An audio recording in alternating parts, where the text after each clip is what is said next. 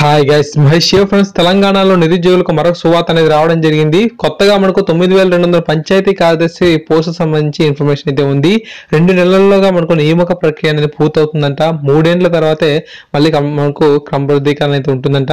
ప్రతి గ్రామానికి పంచాయతీ కార్యదర్శి నియామకం అనేది ఉండాలని చెప్పి ముఖ్యమంత్రి కె చంద్రశేఖరరావు గారు అయితే వెల్లడించడం జరిగింది. దీనికి సంబంధించిన పూర్తి ఇన్ఫర్మేషన్ పరిశీలించినట్లయితే రాష్ట్రంలో ప్రతి గ్రామానికి ఒక పంచాయతీ కార్యదర్శి ఖచ్చితంగా ఉండే విధంగా కొత్తగా 9200 మంది పంచాయతీ కార్యదర్శులను నియమించినట్లు ముఖ్యమంత్రి కె చంద్రశేఖరరావు గారు అయితే వెల్లడించారు.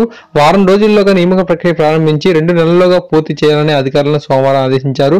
చిన్న పెద్ద అనే తేడా లేకుండా ప్రతి గ్రామానికి ఒక పంచాయతీ కార్యదర్శి ఉండాలని, పల్లె సీమలు ప్రగతి సీమలుగా మార్చే బహిత్తర కార్యక్రమంలో పంచాయతీ కార్యదర్శులు కీలక పాత్ర పోషించాలని సీఎం ఆకాంక్షించారు.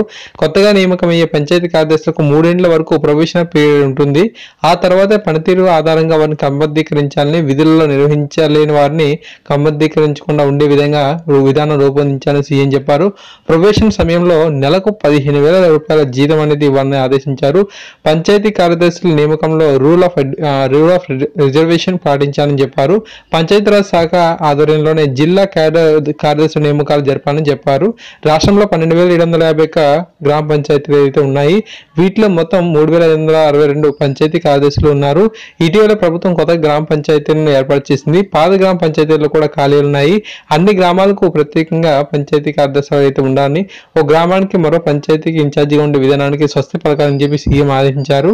అంతేకాకుండా అందులో భాగంగా కొత్తగా 9,200 మంది పంచాయతీ కార్యదర్శులు నియమించాలని చెప్పారు.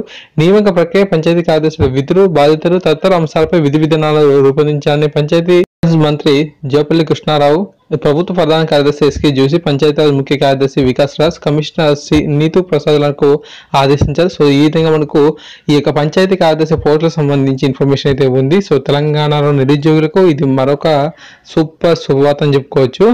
గ్యాస్, ఈ వీడియో మీకు నచ్చింటే తప్పకుండా లైక్ చేయండి. అప్డేట్స్ కనుక వచ్చినట్లయితే ఖచ్చితంగా ప్రతిరోజు మీకు అందించే ప్రయత్నం అయితే చేస్తుంటాను.